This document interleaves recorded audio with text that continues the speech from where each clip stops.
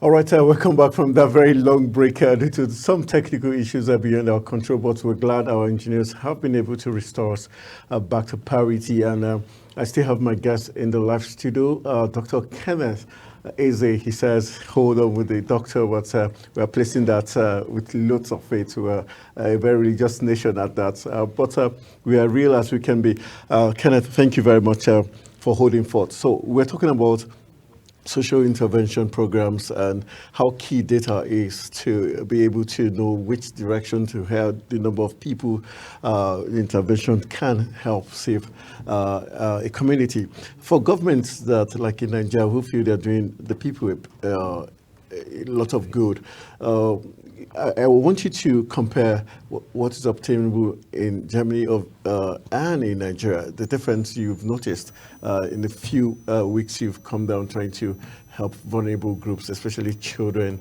the girl child. I would say there are just some things that are basic, like from where we are coming from. You have the database of every child born in Germany. Belongs to a family, belongs to a community, goes to school, so you know exactly where they are. And then, yes, we have also NGOs, we have other bodies that are doing a lot, but they are working with the government and you know exactly what to do and where are the challenges, and they solve them. But on the other side, what I've seen in the last 1 week here is like everybody or the less privileged, the vulnerable ones, they're on their own to survive somehow. And then that is exactly where we are coming in. And you don't even know how many they are, where they are. And it's a big challenge as regards to comparing on the other side where you have a database that you can really see who are you dealing with and how many are they. Yeah. All right. During the press conference we had some NGOs, some government officials trying to pitch to you which way to put these interventions to. What's the standard? What decides, like your organization, Africa Tomorrow Plus? How do you decide where to put your interventions? In general, the foundation itself in Germany, we work with children, we work with youth. Yes, the challenges are different. Like I asked someone, here, do the children pay school fees? And it was yes. On the other side, they don't pay school fees. So we know exactly where do we come in. Oh, how is it with sports? On the other side, you have yet clubs in everywhere. And there's a lot of support from the government and from the clubs also. And then on this other side, you don't have, it's like you got nothing. So we are looking at working with schools. We are looking at working with, even starting from the nursery schools. We are looking at really going to the grassroots to know who exactly needs this help. And we are looking at sports, we are looking at education. Okay, in terms of school, how do you decide which vulnerable group to help out? Do you look at, for instance, most organizations who want to help vulnerable groups would say, I'm going to take care of the best students in XY school or community. How do you decide which student deserves that support? I would say we will definitely not go in selecting of who is the best to for the more, but try to give everybody a chance. What we do, we will definitely be providing books. One, we definitely be providing the German-Nigerian relationship internship school. We call it excursion. We're going to be doing programs like that, interchanging programs where students from Nigeria will have the possibility to come over. I'm not talking about children from rich parents. So this is going to be an offer that will be for everybody to interchange and have this school exchange here. That's the right word, school exchange. So we'll be doing that, and definitely not for the rich, but for everybody. Okay, let's look further into interventions now. How key is data? Yes, we talked about knowing, but how key is it, especially in Africa where the data is not readily available? Which other means can be used to replace that? To identify the people here in Nigeria. I think that is one of the reasons why I came here, because I really want to know with who I'm dealing with or with who the foundation is dealing with. And definitely we are looking at, we have some names of some schools already that we are looking at, okay, how many students are here? Where are they coming from? What are the backgrounds of these kids?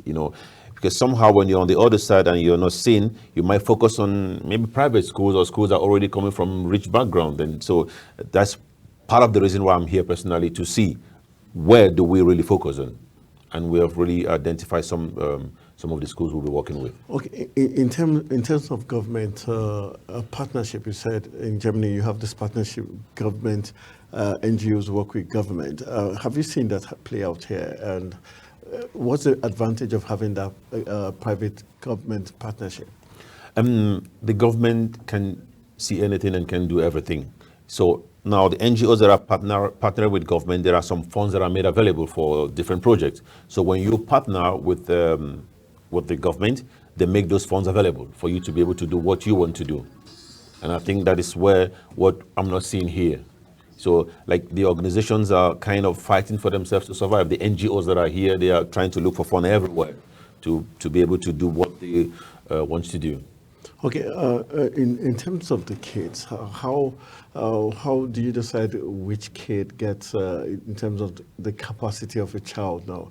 Because just 2 days, in the last 24 hours, there was this story in Kano State where about 100 orphan girls were going to be married off. All right. Yes, he had some religious inclinations where it's done in the northern region. But now we had the Minister of Women Affairs coming out to write to Inspector General of Police to stop that process from occurring. In such a case, would you say it's something that, legally speaking, it could call for legal actions? Well, I think what the Minister of Women Affairs, what she did is exactly the right decision to intervene in such situation, because it is not right. It is not right at all.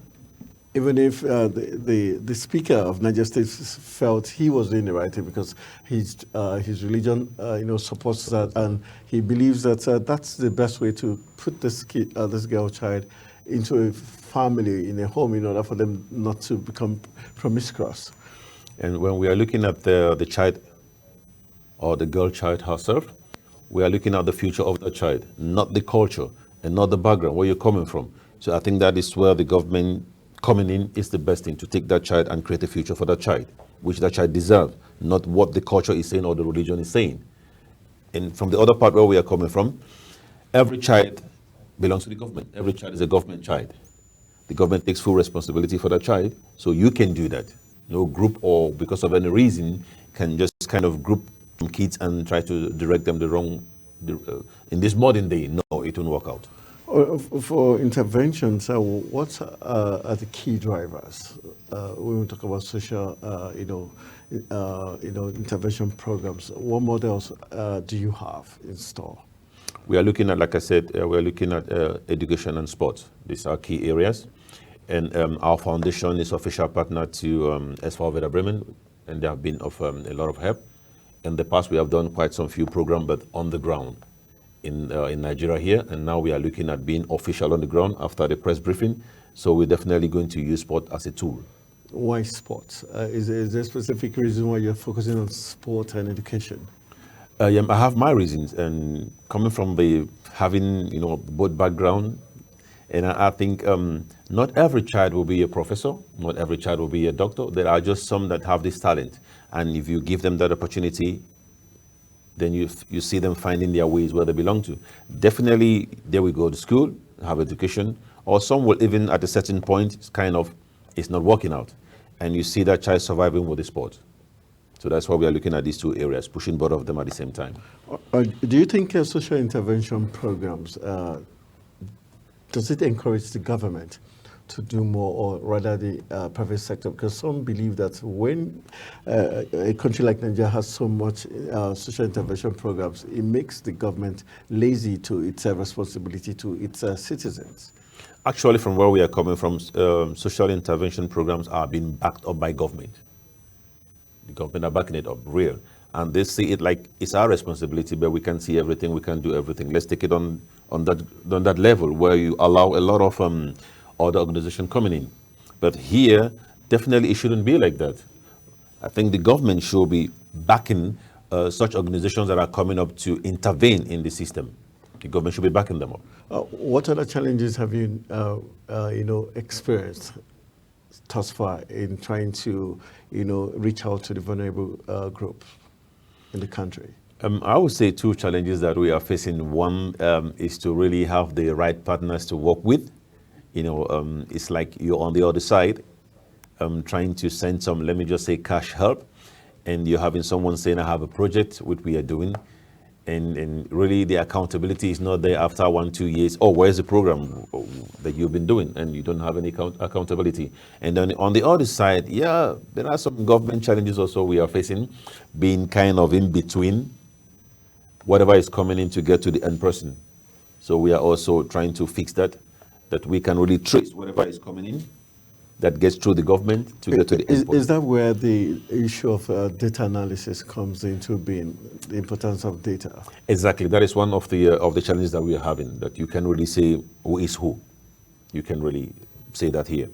Do you think there's a measure you can put in place to get the necessary data in terms of working with organizations who are into polling and data analysis? We have been talking to some private bodies, but I think our major way of getting into that is through the existing schools, because the students are there. We are talking about children and youth. They belong somewhere. They belong to the schools. Apart from those, you see on the street, and I will ask one or two, do you go to school? No, I don't go to school. So then definitely those ones are left out. And we are definitely looking at, when we talk about sport, we're also looking at those children, like I did street football in Lagos State. So we're also looking, how do we get those ones that are out there? Because they are not in. Even if you get the schools in, you say, okay, I have 10 schools in Abuja, and you have this number of XYZ children that are there, but still, what of those other ones that didn't go to school? And we have quite a good number of them. From your perspective, what's the danger of having, because Nigeria is currently battling with the issue of the number of out-of-school children, especially in the northern region. What could be the possible, effect of having a lot of children out of school? Well, I think that's quite clear. Let's go physical. The danger is, I believe every year, it's just like children are starting from the primary school, the other ones are graduating, and they follow up. So when there's not follow up, maybe there will come a time we don't have doctors anymore in Nigeria because there's no follow up. They are not coming up. So that could be just as an example. All right, let's run into some other talking points for the want of time. Let's see how much. Let's look at some interesting stories making the rounds. We get the story that Senator Ali Ndume, the chief whip of the Senate, has said that he would not support death penalties for corrupt politicians who steal in millions or in billions, but those who steal in trillions.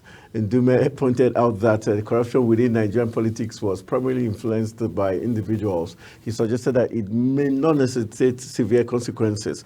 What we're looking at this talking point is the fact that some few days ago, the lawmakers did prescribe death penalties for those involved in drug trafficking.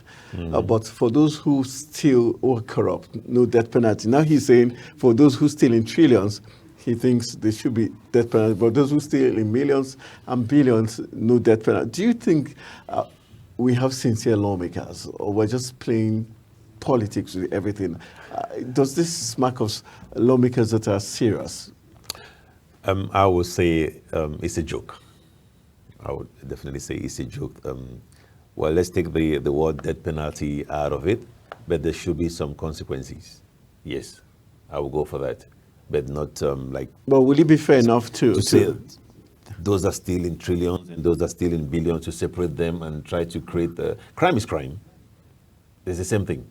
So there should be some, from government, some serious kind of penalties or consequences for such act. But the fact that he's even agreeing to the fact to say those who steal in millions, he doesn't think there should be death penalties for those, but those who do drugs should have death penalties. Is there any sincerity in that?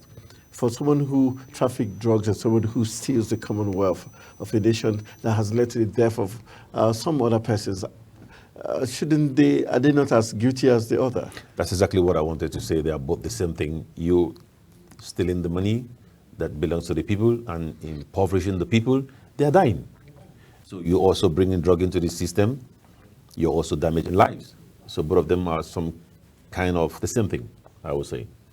All right, let's just move on to the next talking point. Let's look at a very sad occurrence in Kano State, where the death toll from the Jizawa mosque attack in Kano State has risen to 8, with 17 others still in critical conditions receiving treatment. We got reports that said 7 more victims died while receiving treatment at the Murtala Muhammad Specialist Hospital in Kano, as confirmed by the police. SP Abdullahi Haruna says that the Kano State Command confirmed the number, adding that 17 others still. Let's look at the issue of, we know Nigeria has been fighting insecurity, but this is very unusual, knowing fully well that this is, we have more Muslims in Kano than any other place. And for someone who is of that same faith to commit such heinous crime, do you think things that the issue of insecurity is changing? Well, it's like a Christian strapping himself with the bomb and getting into a church. And well, I think that is not the first time that such is happening in Nigeria. No, not the first, but Exactly.